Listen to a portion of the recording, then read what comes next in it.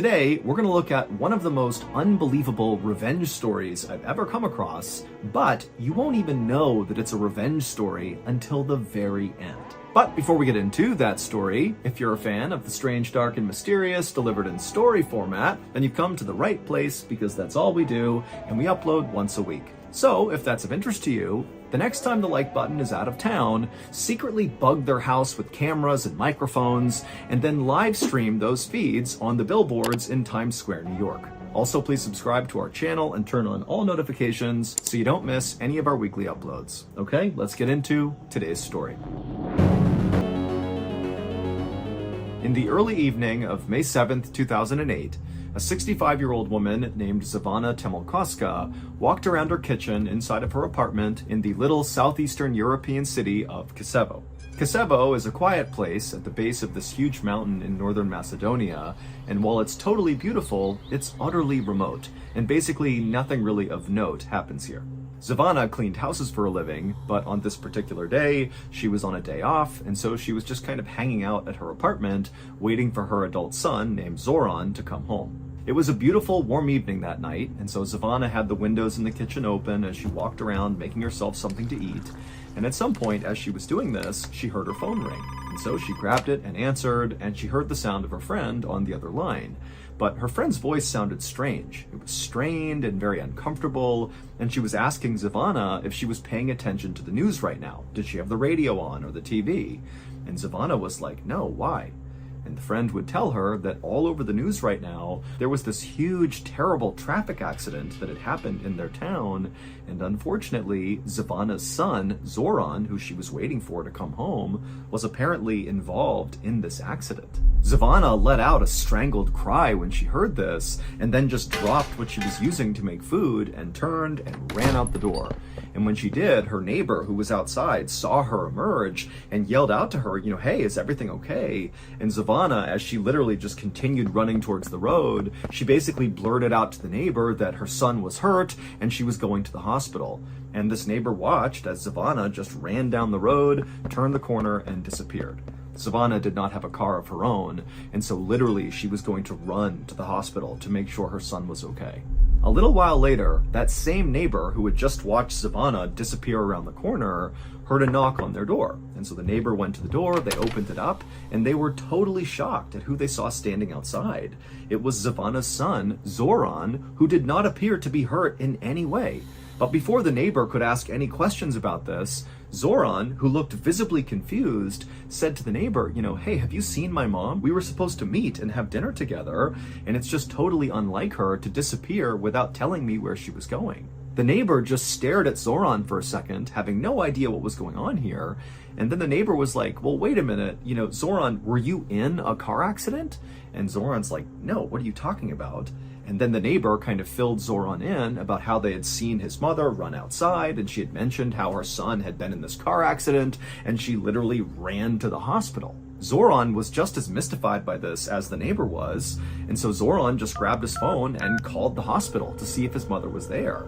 But when the hospital picked up, they would tell Zoran that his mother was not there, she had not been there all day, and two, even though they had heard reports about this car accident in town, there had not been any car accident victims brought to the hospital at all that day.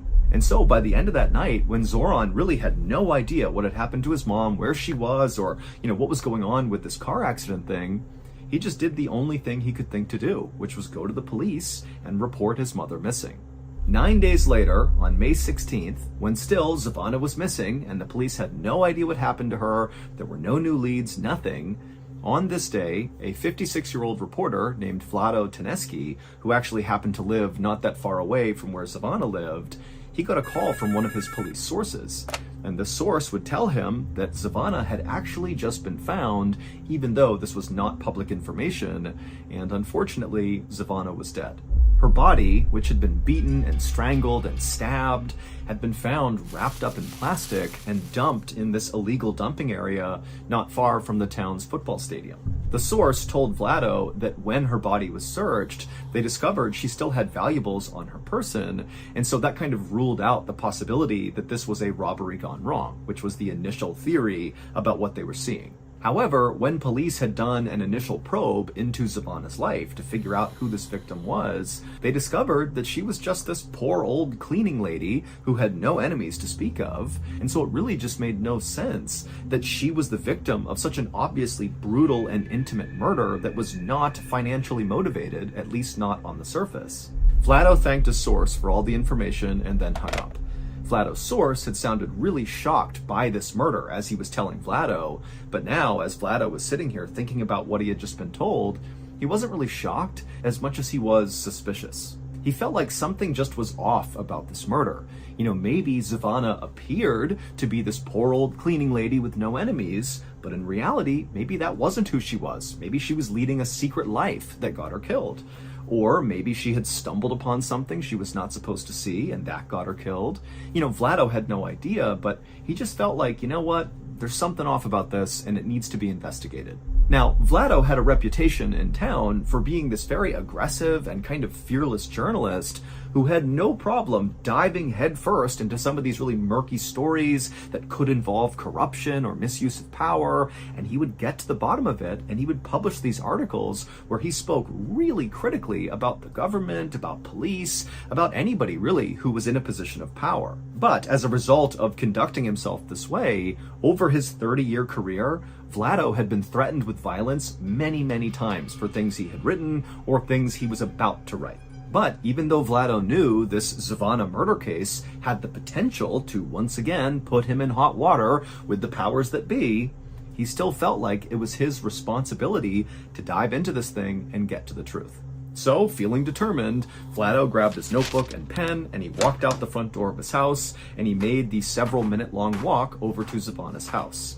And when he got there, her son, Zoran, opened the door, and a few minutes later, Vlado and Zoran were sitting in the kitchen talking about what had happened. Zoran told Vlado all about how he came home and discovered his mom wasn't there, and then he went to the neighbor's house, and they explained how, they had seen Zavana running off to the hospital to go look for Zoran, but Zoran's like, I'm not hurt, I didn't get into a car accident, what's going on here? And as Zoran spoke, Vlado took lots of notes and asked lots of follow-up questions, and by the end of this interview, when Vlado felt like he knew everything there was to know about Zavana, he felt like he actually had a pretty good working theory as to what actually happened to Zavana. And the reason he felt like his theory could be accurate had to do with what Zoran told Vlado his mother did for a living, that she was a cleaning lady. Now, it took Vlado a couple of days to put together his story. He had to go out and interview dozens more people in the neighborhood. But finally, on May 19th, so just 3 days after Zavana was found murdered,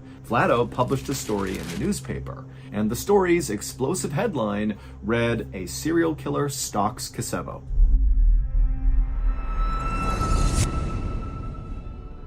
Did you know that this YouTube channel is not the only place where we post strange, dark, and mysterious content? No, we also have the Mr. Ballin podcast, which has over 180 episodes, all strange, dark, and mysterious, that are available to listen to right now on Amazon Music. And at least half of them are completely exclusive to the podcast, which means you cannot get those stories unless you listen on the podcast. But that's not all. In addition to the Mr. Ballin podcast, we also have Mr. Ballin's Medical Mysteries podcast, which, you guessed it, covers medical mysteries. They're all strange, dark, and mysterious, but medical is the focus. And that podcast is available on all podcast platforms, but if you listen on Amazon Music, you can get batches of 8 episodes that get released in seasons. On all other podcast platforms, it's 1 episode a week, but Amazon Music, it's like a binge. So again, in addition to this YouTube channel, there are 2 other places, Mr. Ballin Podcast and Mr. Ballin's Medical Mysteries, where you can find more new, original, strange, dark, and mysterious content.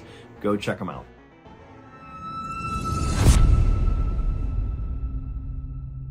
In the story, Vlado says that Zavana's murder was very likely not an isolated killing.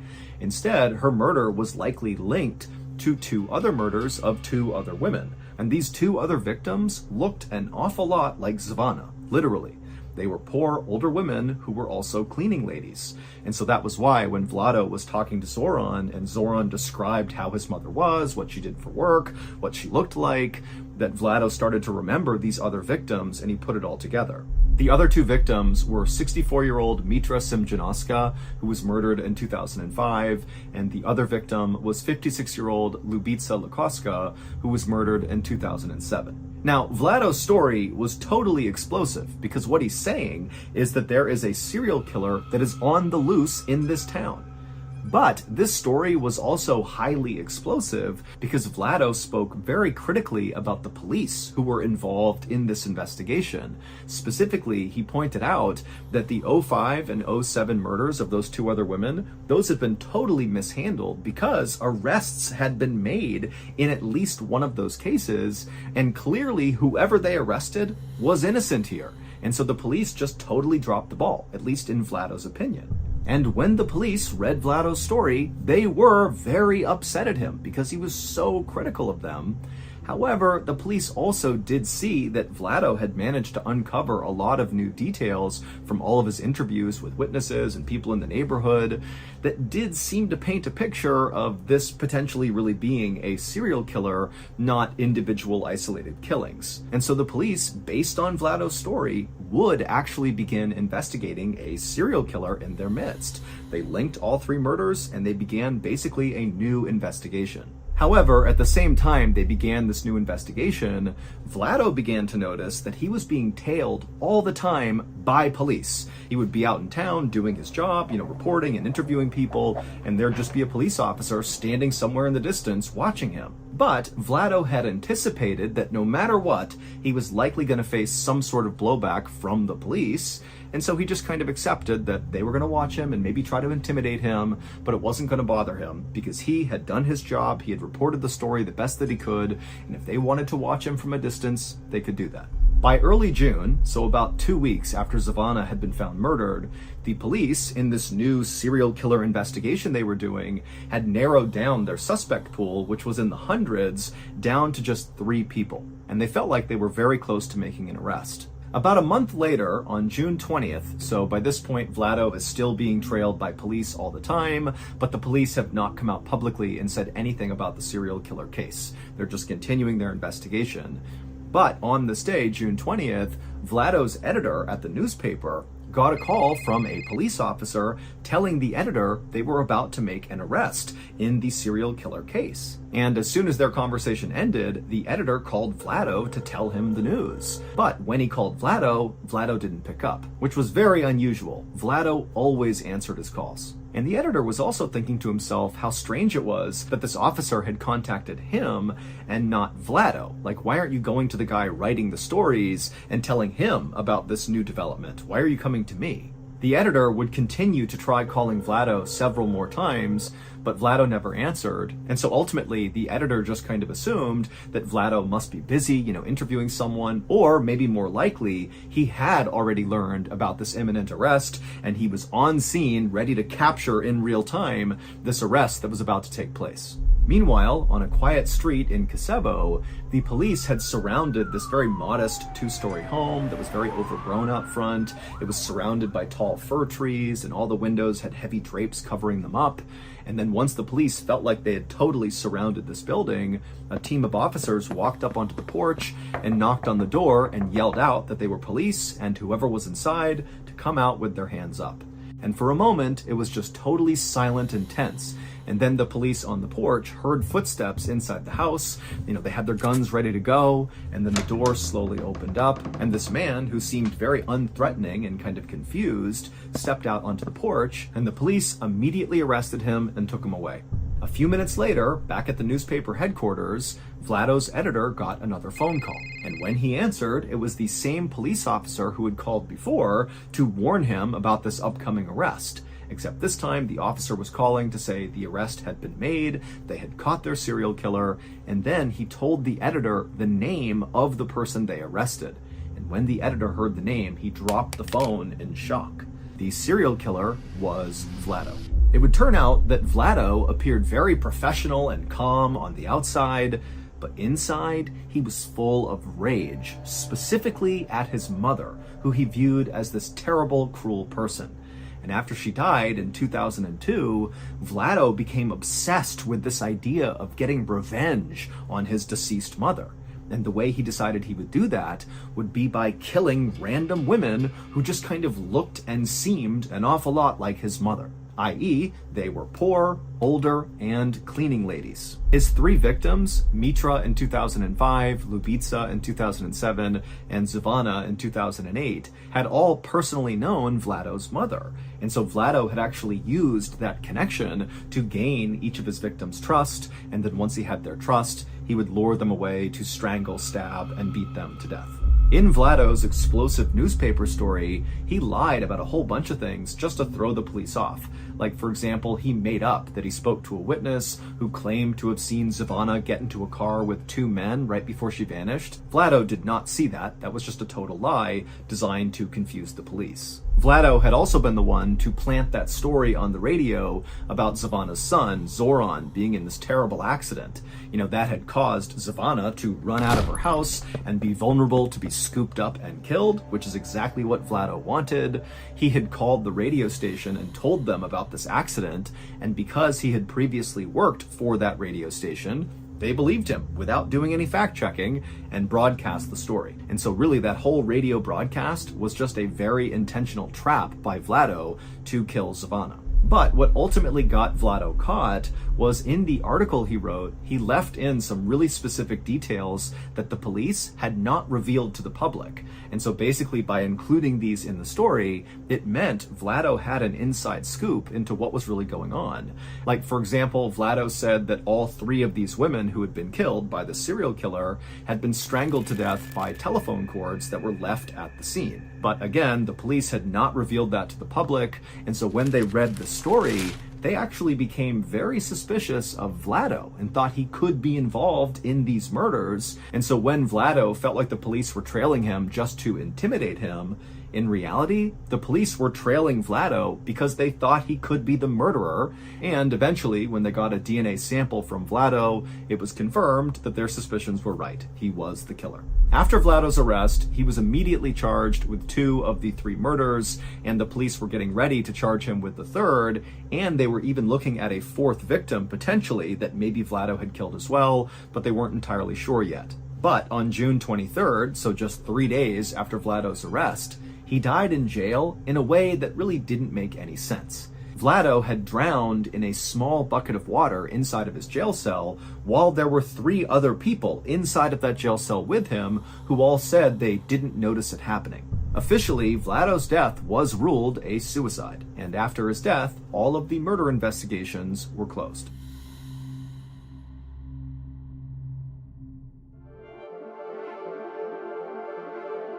It's no secret that many of the stories I cover involve people attacking other people or even killing other people, and I just need you to know that I do not take that lightly.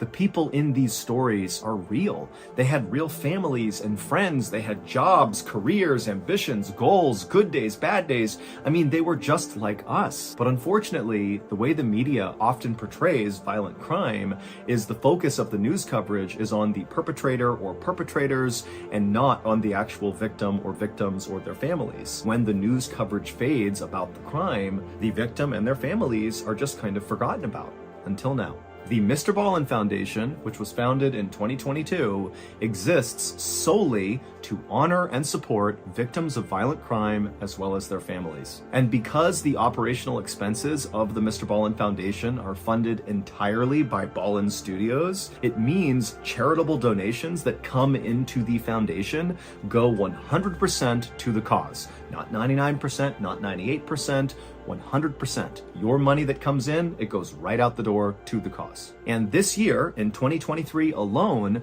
with your help, we raised $763,420. And that money was given directly to victims of violent crime as well as their families. And also portions of that money were also given to reputable, established charitable organizations that are out there right now making a real difference for these forgotten people that we're trying to help. If you want to get involved, go to mrballin.foundation and click on the tab at the top of the screen that says Get Involved. Most people join the Honor Them Society, which you can learn about on the Get Involved tab, because in addition to supporting the cause, that tier of giving also affords you perks like exclusive access to special live events with me. So again, the website is mrballin.foundation and just click on Get Involved. Thank you so much to all of our donors, our supporters, and of course the fans of The Strange, Dark, and Mysterious. Without all of you, none of this would be possible.